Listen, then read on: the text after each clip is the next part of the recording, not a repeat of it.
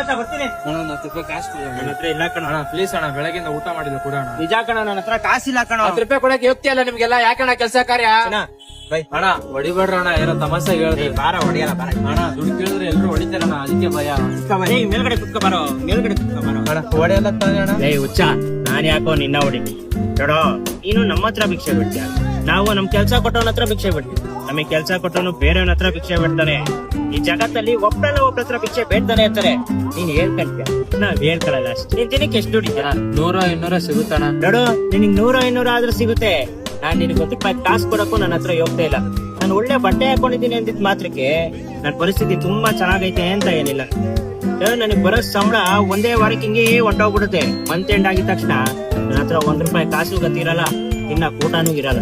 ನೀನ್ ಹೇಳ್ಕಂತ್ಯ, ನಾವ್ ಹೇಳ್ಕೊಳಲ್ಲ. ಎಷ್ಟೋ ಜನ ನನ್ನಂತವ್ರೆ ಕಣೋ, ಈ ಕೆಲ್ಸಕ್ಕೆ ಹೋಗಿ ಕಮಿಟ್ಮೆಂಟ್ಸ್ ಅನ್ನ ಸುಳಿ ಸಿಕ್ಕಾಕೊಂಡ್ಬಿಟ್ಟಿರ್ತೀವಿ.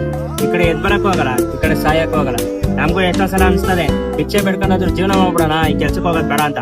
ಆದ್ರೆ ಕಮಿಟ್ಮೆಂಟ್ಸ್ ಆ ಪರಿಸ್ಥಿತಿ ಬಿಡಲ್ವೇ ನಮ್ಮನ್ನ? ಹೌದು, ನೀನ್ ಯಾಕೆ ಭಿಕ್ಷೆ ಬೇಡ್ತಿದ್ಯಾ? ಅಣ್ಣ ನಂಗೂ ಭಿಕ್ಷೆ ಬೇಡಕ್ಕೆ ಇಷ್ಟ ಇಲ್ಲ ಅಣ್ಣ. ನಾನು ಈ ತರ ಇರೋದಕ್ಕೆ ಯಾರು ಕೆಲಸ ಕೊಡಲ್ಲ. ನಂಗೆ ಅಪ್ಪ ಅಮ್ಮ ಯಾರು ಇಲ್ಲ, ನಾನೊಬ್ಬ ಅನಾಥ. ಯಾರಿಗೋಸ್ಕರ ದುಡ್ಡಿಲಿ? ಹೊಟ್ಟೆ ಪಾಡ್ಗೋಸ್ಕರ ಭಿಕ್ಷೆ ಬೇಡ್ಕೊಂಡಿದ್ದೀನಿ ಅಣ್ಣ.